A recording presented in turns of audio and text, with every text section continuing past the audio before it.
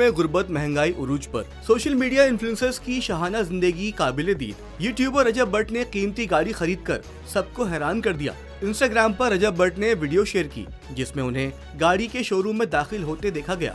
बाद अज़ां उन्होंने दस्तावेजात पर दस्तखत किए और अपनी नई चमकती गाड़ी की झलक अपने फैंस के साथ शेयर की।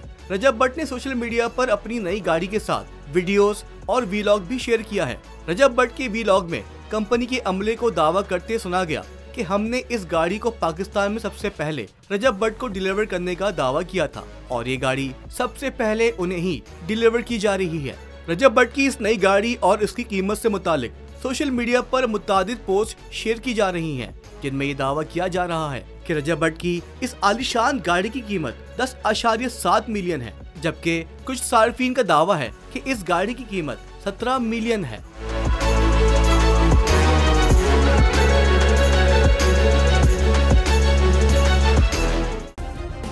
सब्सक्राइब करें और बेल दबाएं ताकि कोई खबर रह न जाए।